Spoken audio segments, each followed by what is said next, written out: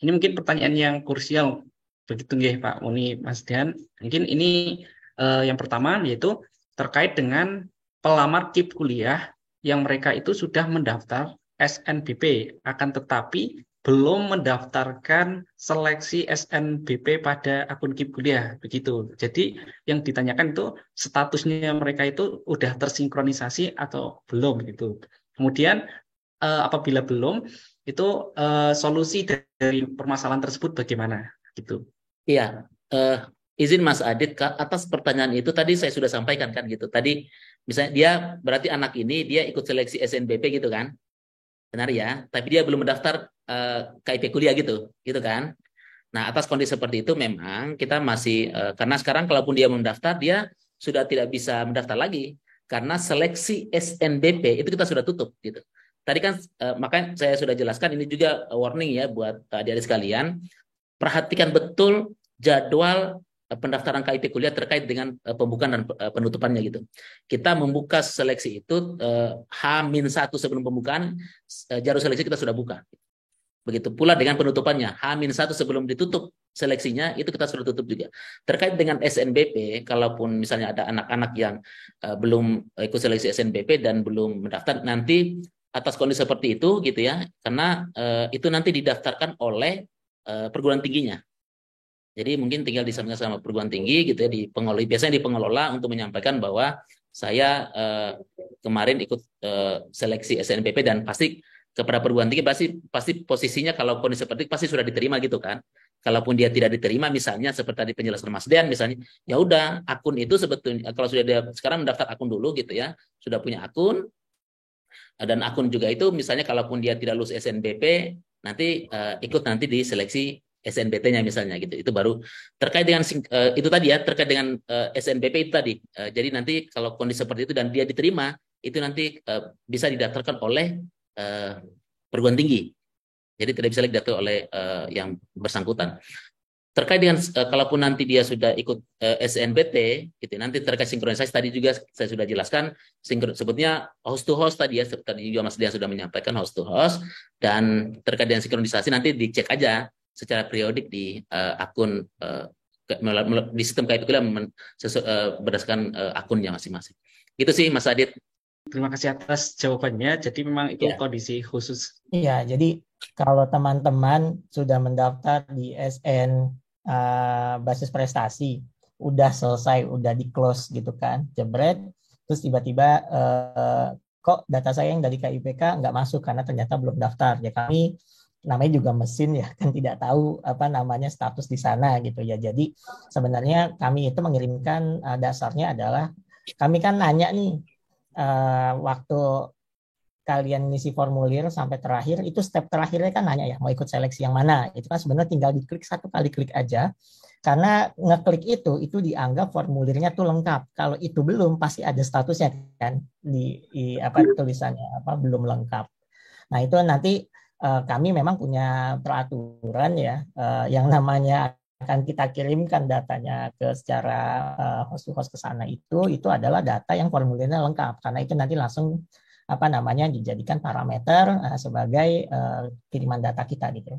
Jadi nanti tapi jangan berkecil hati ya teman-teman, selalu ada jalan ya, nanti kalau misalnya SNBP-nya lolos gitu ya, itu nanti akan ada pertimbangan-pertimbangan lain mungkin yang ada di kampus, karena pada intinya KIPK ini adalah provider yang nanti seleksinya itu berdasarkan dari ketentuan yang ada di kami di Persesjen, di peraturan Sekjen, yang itu nanti teman-teman akan diseleksi lagi sebenarnya nanti di kampus. Jadi berjuang ya nantinya di kampus. Mungkin itu tambahan Pak.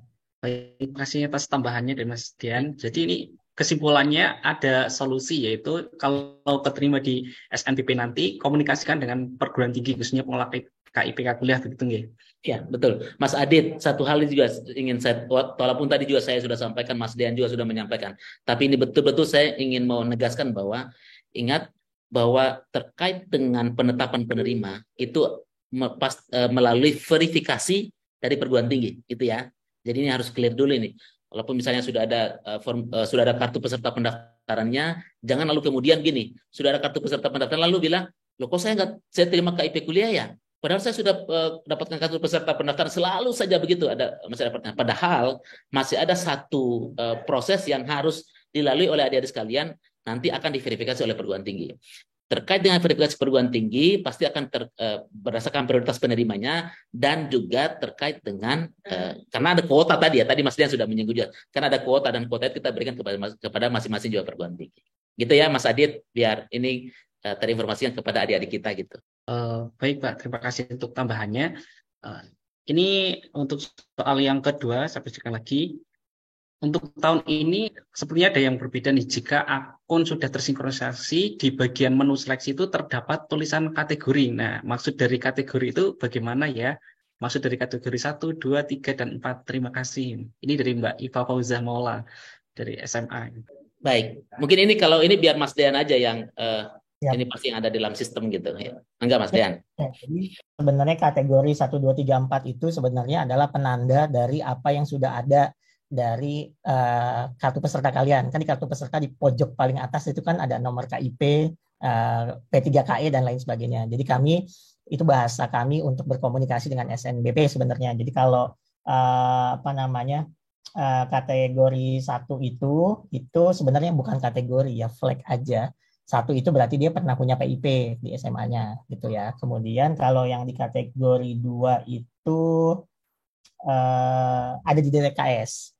Nah, kategori ketiga itu ada di P3KE. Nah, kategori 4 itu yang memang mendeklarasikan diri sebagai saya memang berkebutuhan gitu lah ya dengan menggunakan SKTM. Jadi itu sebagai flag kami aja gitu ya. Karena itu nanti validasinya kan kami ngambil dari beberapa sumber data yang lainnya. Jadi kategori 1 dia pernah punya PIP, kemudian sekarang dia lagi berjuang dari kampus. Kemudian yang kedua, dia terdaftar sebagai penerima bantuan-bantuan sosial yang dikelola oleh pemerintah, yang itu dikelolanya sama Kemensos. Yang ketiga itu P3KI tadi ya, yang program percepatan pengentasan kemiskinan ekstrim. Yang keempat adalah data-data yang mahasiswa yang tidak, calon mahasiswa yang itu nggak ada. Itu sebenarnya cuma kalau di atas formulir itu kan udah ada ya, kan ada yang strip, ada yang lain sebagainya, yaitu kita terjemahkan sebagai komunikasi ke sana. Jadi bukan sesuatu yang apakah ini akan jadi penanda peringkat dan lain sebagainya, kayaknya enggak gitu ya. Karena nanti ujung-ujungnya diverifikasi oleh PT. Gitu. Yang jelas bahwa Mas Dian gitu ya, maksudnya penandanya itu sebetulnya sudah ada di kartu peserta pendaftaran di pojok kanan atas itu ya, seperti tadi juga saya sudah sampaikan, pojok kanan sudah ada informasinya, ber-KIPK, punya KKS, terdata atau tidak dalam DTKS, terdata dalam P3KI, dan dalam desil berapa itu sudah ada informasi itu. Baik, terima kasih Pak atas jawabannya. Ini lanjut ke pertanyaan selanjutnya. Ini terkait dengan mahasiswa yang ongoing semester 2, 3, 4 gitu. Apakah mereka itu masih bisa mendapatkan KIP kuliah gitu? Maksudnya di sini yang pertama adalah bisa mendaftar. Kemudian yang kedua, apakah bisa menjadi pengganti gitu? Sebagaimana kita ketahui di Persesjen itu ada aturan-aturan terkait dengan pergantian KIP kuliah juga. Gitu. Itu bagaimana ya? Iya, terkait dengan kebijakan ini gini Mas Adit. Tadi saya sudah jelaskan juga sebetulnya atas pertanyaan ini. Apakah KIP kuliah itu bisa ongoing? Begini, pendaftaran KIP kuliah itu hanya untuk mahasiswa baru. Itu ya, ini kita clearkan dulu. Jadi untuk mahasiswa baru. Terkait dengan kebijakan, misalnya namanya mahasiswa baru berarti yang namanya mahasiswa ongoing kita tidak perkenankan gitu. Kecuali memang ada beberapa kebijakan terkait dengan ada penggantian gitu. Namun penggantian itu kita akan evaluasi setiap tahunnya tentunya, dan untuk tahun ini kami belum bisa karena kita belum melakukan juga pembaruan di Persesjen gitu ya terkait dengan penggantian gitu. Jadi terkait dengan penggantian mahasiswa ongoing ada penggantian atau tidak itu kita belum bisa menyampaikan ke saat ini gitu. Itu masih dalam proses-proses evaluasi di kita apakah masih dilakukan penggantian ataupun tidak. Gitu Mas Adit. Kemudian dilanjut dengan pertanyaan ini dari Mas Rehan Saragih gitu. Jadi dia itu sudah mendaftar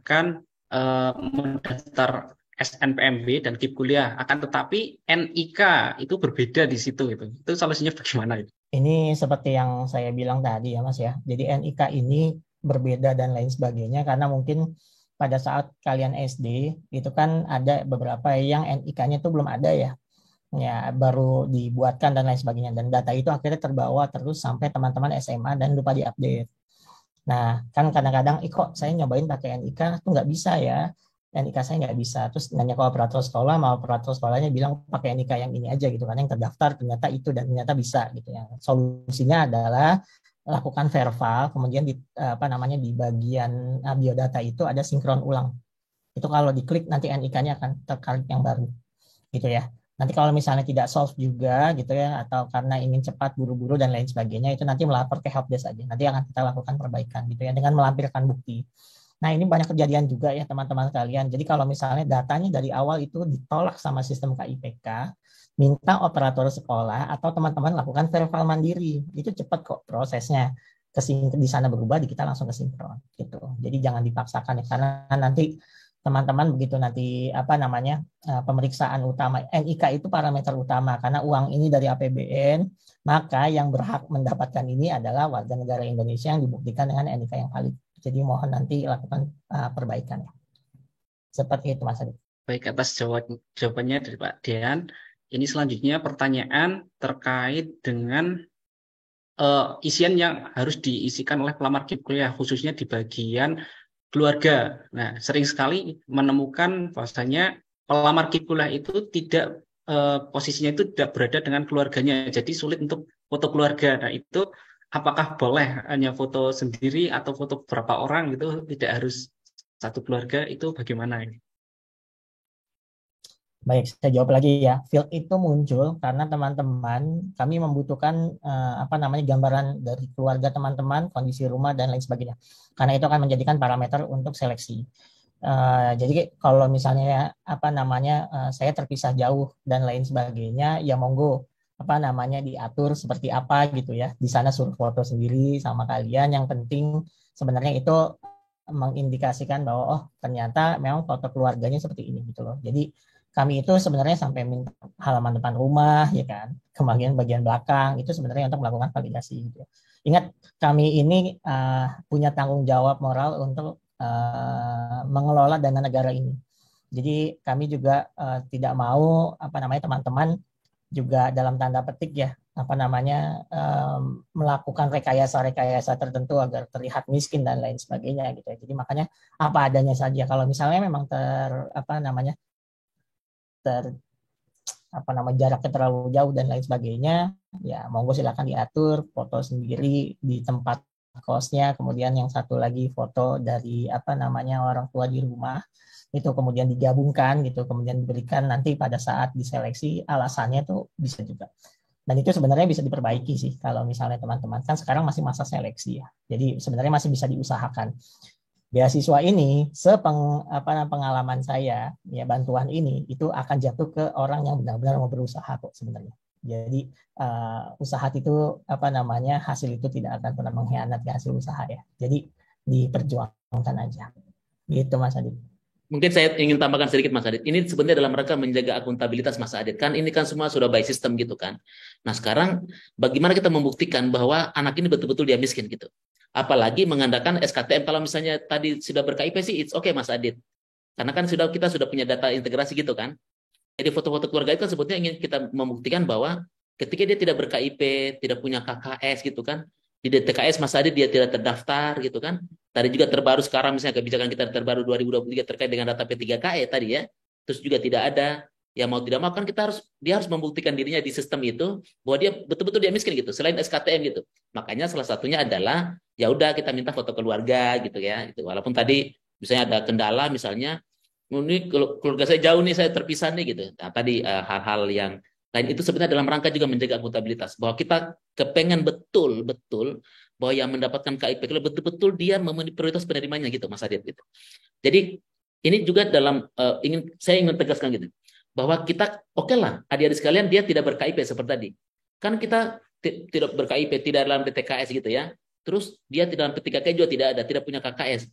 Kan kita zolim Mas Adit kalau misalnya anak itu kita tidak berikan kesempatan gitu. Tapi juga kita pastikan bahwa dia datanya betul data-data yang betul-betul valid gitu.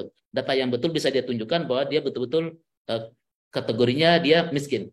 Dia harus buktikan gitu kan. Nah itu sebetulnya Mas Adit bukan.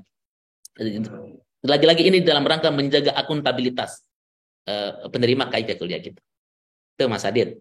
Mungkin pertanyaan terakhir nih karena sudah sore juga waktunya sudah selesai. Ini pertanyaan terakhir. Ini terkait dengan KIPK, Kemendikbudristek, ini kan menaungi untuk perguruan tinggi baik itu negeri ataupun swasta begitu. Nah, di situ di peraturan juga sudah tercantum bahwasanya fasilitas bagi penerima KIP atau pelamar KIP yang pertama gratis biaya seleksi, kemudian gratis biaya pendidikan dan juga mendapatkan uang biaya hidup. Nah, akan tetapi sering sekali baik itu di PTS atau PTN itu masih ada ketika kita mendaftar KIP kuliah itu kita harus membayar UKT terlebih dahulu gitu sampai benar-benar penetapan KIP kuliah gitu. Ini kebijakan dari Kemendikbudristek itu bagaimana sebenarnya gitu. Mungkin itu yang Jadi gini Mas diperjelas. Adit, itu kita sudah atur dalam regulasi kita. Jadi bahwa kita ada apa namanya kita berikan fasilitas gitu ya pendaftaran gratis biaya pendaftaran, terus pembebasan biaya pendidikan gitu ya. Kalau biaya hidupnya sih it's okay gitu kan sudah clear pasti dia akan kena biaya hidup juga kita transfer ke rekening mahasiswa gitu kan. Memang yang sering pertanyaan itu adalah terkait dengan biaya pendaftaran dan biaya pendidikan yang sudah dia bayar gitu. Itu kita sudah atur dalam regulasi bahwa itu pasti karena kan sebetulnya PTS itu Mas Adit ini juga adik-adik sana harus tahu bahwa karena kan dia harus ditetapkan dulu gitu, dia ikut seleksi dulu kan, dia daftar dulu, tapi belakangan baru KIP kuliah. Pasti dia mau tidak mau dia harus membayar uang pendaftaran dulu gitu kan, dia bayar dulu uang pendidikan. Tapi terkait dengan kondisi itu gitu ya, kita sudah atur dalam regulasi perguruan tinggi wajib mengembalikan kalau dia ditetapkan sebagai penerima. Jadi tidak usah risau dengan itu, kita sudah sampaikan juga kepada perguruan tinggi, khususnya di PTS gitu ya, kepada anak-anak yang sudah ditetapkan sebagai penerima KIP kuliah, gitu ya, dan juga sudah membayar itu pasti akan dikembalikan oleh perguruan tinggi. Gitu Mas Adit.